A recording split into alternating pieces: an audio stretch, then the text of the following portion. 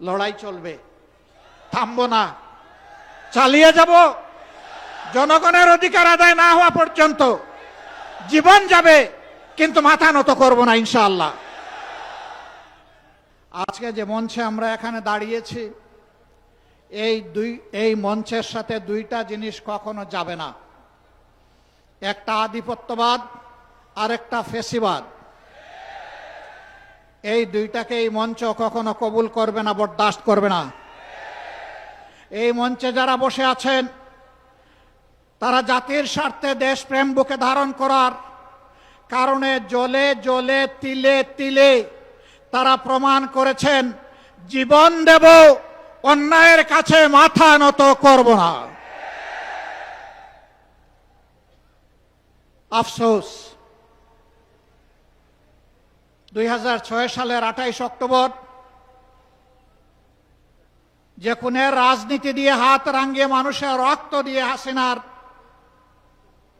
রাজনীতির নূতন উত্থান হয়েছিল, তাদের হাতে একসময় যারা সকলেই মজলুম ছিলাম, রাজপথে আন্দোলন করেছি, সংগ্রাম করেছি, তাদেরই একটা অংশ আজকে সরকারে যাওয়ার পরে অতীতের সব কিছু ভুলে গিয়েছে। কেন আজকে এই দাবি বাস্তবায়নের জন্য আমাদেরকে সোহরাওয়ার্দী উদ্যানে আসতে হলো? তারা জাতির সাথে বিশ্বাসঘাতকতা করেছেন, এই কারণেই আসতে হলো।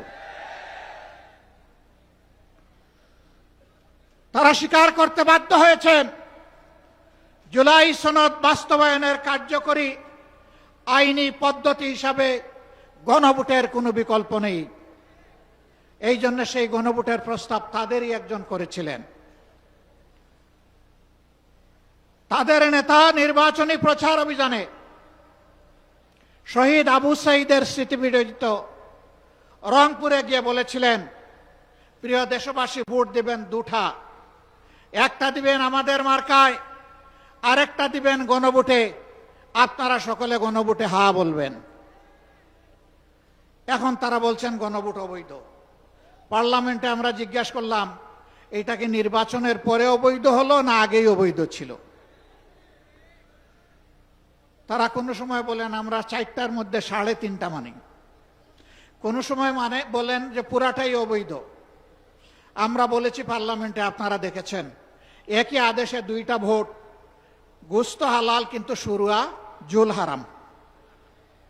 এ সুবিধাবাদী মানসিকতা। আমাদের সম্মানিত সহকর্মী এবি পার্টির চেয়ারম্যান বলেছেন, 71 সালে জনগণের রায়কে অমান্য করার কারণেই একটি যুদ্ধ অনিবার্য হয়ে উঠেছিল। যারা রায় অস্বীকার করেছিলেন তাদের পরিণতি ভালো হয়নি। এবারও যারা রায় অস্বীকার করছেন তারা নিজেদেরকে মুক্তিযুদ্ধের অবিসংবাদিত অংশ মনে করেন। আমরা বলি সেই মুক্তিযুদ্ধকেই সম্মান করে আবার রায়টা মেনে নেন। এই রায় মেনে নিলে আমরা এই স্টেজে দাঁড়িয়ে এই দাবিতে আর বক্তব্য দেব না।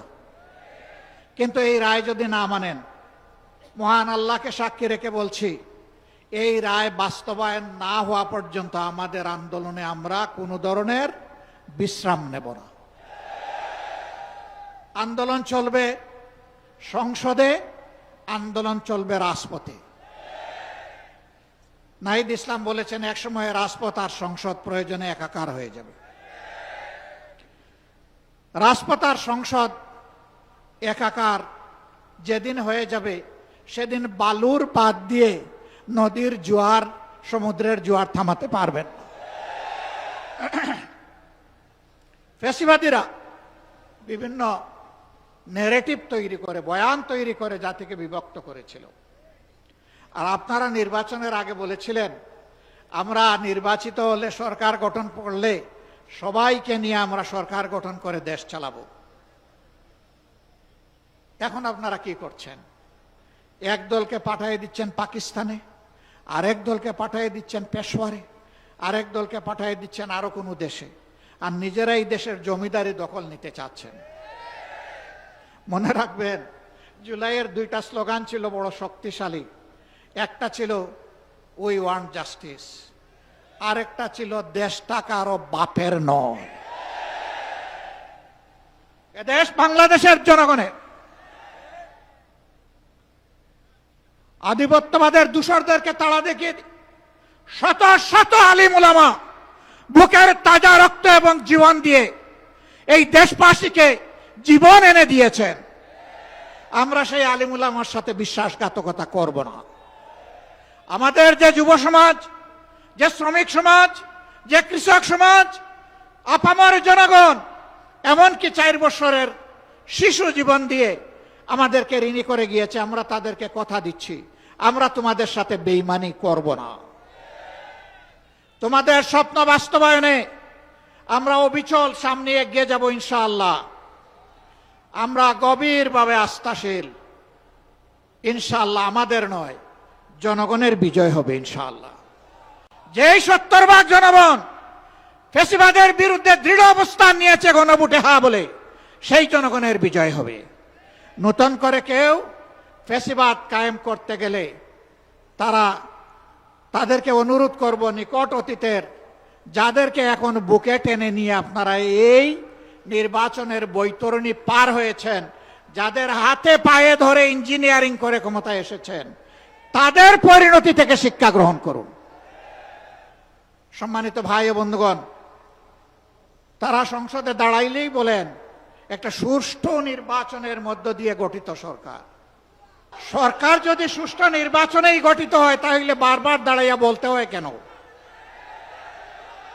মেকিয়াভেলির একটা কথা আছে, তুমি যদি কোনো মিথ্যাকে এস্টাবলিশ করতে পারো তাহলে একবার বললে হবে না, 100বার বলতে থাকো। হ্যাঁ, ইতিমধ্যেই রাজসাক্ষী 2 জন পাওয়া গেছে। একজন সাবেক সরকার, এই ইন্টারিম গভর্নমেন্টের একজন উপদেষ্টা, তিনি বলেছেন আমরা ওদেরকে মেইন স্ট্রিম হতে দেইনি, ওরা পাওয়ার কথা ছিল 168, আমরা এদেরকে নামিয়ে এনেছি 68-তে। তাইলে তিনি স্বীকার করে নিয়েছেন যে একটা নিরপেক্ষ সরকারের অংশ হয়ে তিনি দেশবাসীর সাথে বিশ্বাসঘাতকতা করেছেন। তিনি বলেন নাই যে আমি নামিয়ে এনেছি, বলেছেন আমরা নামিয়ে এনেছি, বহু বচন। তাইলে বাকি বচনগুলা কারা? এদের চেহারাও জাতির সামনে আপনি একটু বলে দেন, একা এ দায় নিবেন কেন? আরেকজন সংসদের ভিতরে স্থানীয় সরকার পল্লী উন্নয়ন প্রতিমন্ত্রী, তিনি বলেছেন যুবকরা ছাত্ররা আন্দোলন করে ফ্যাসিবাদের পতন ঘটিয়েছে, আমরাও ছিলাম। তবে ডক্টর মোহাম্মদ ইউনূস ক্যাপ্টেইনের হাতে লন্ডনে গিয়ে পতাকা দিয়ে এসেছেন, ক্যাপ্টেইনের হাতে নাকি ট্রফি দিয়ে এসেছেন। ট্রফি যদি আগেই ক্যাপ্টেইনের হাতে চলে যায় তাহলে এটা ছিল নির্বাচন নামের তামসা।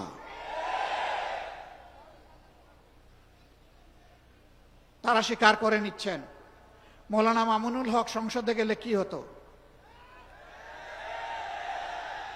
যা হতো এর ভয়েই তাকে আটকে দেওয়া হয়েছে। কয়দিন, কতদিন আটকাবেন? ইনশাআল্লাহ দেশপ্রেমিকরাই বাংলাদেশ আগামীতে পরিচালনা করবে ইনশাআল্লাহ। তৈরি হন, লড়াই চলবে, থামবো না, চালিয়ে যাব। জনগণের অধিকার আদায় না হওয়া পর্যন্ত জীবন যাবে, কিন্তু মাথা নত করব না ইনশাআল্লাহ। আজকের এই সমাবেশ থেকে আমরা আরেকবার প্রতিজ্ঞা নিলাম, ইনশাআল্লাহ জুলাইকে সম্মান করব, বুকে ধারণ করব, জুলাইয়ের সাথে বেঈমানি করব না। আর জুলাইয়ের সাথে যারা বেঈমানি করবে তাদেরকে ছাড় দিয়ে কথা বলা হবে না। বিশেষ করে যুবকদেরকে অনুরোধ করব, তৈরি হন। বলবেন আর কতবার জীবন দেব? দেশের জন্য যতবার প্রয়োজন আমিও তোমাদের কাতারে দাঁড়িয়ে বলছি, আমিও যুবক, জীবন দিতেই থাকবো ইনশাআল্লাহ। বিড়ালের মতো বাঁচতে চাই না, 100 বছর, 1000 বছর, সিংহের মতো বাঁচতে চাই 1 সেকেন্ড। এর মাঝে আর কোনো কম্প্রোমাইজ হবে না ইনশাআল্লাহ। আধিপত্যবাদের কোনো ষড়যন্ত্র বরদাস্ত করা হবে না, সব কিছুকে ছিন্ন ভিন্ন করে দেওয়া হবে ইনশাআল্লাহ। সবাইকে আবারও আরেকটি অনিবার্য লড়াইয়ের জন্য প্রস্তুতি নেওয়ার আহ্বান জানিয়ে আমার বক্তব্য এখানেই শেষ করছি। আল্লাহ হাফেজ। বাংলাদেশ জিন্দাবাদ। বাংলাদেশ খেলাফত মজলিস জিন্দাবাদ। আসসালামু আলাইকুম ওয়া রাহমাতুল্লাহ।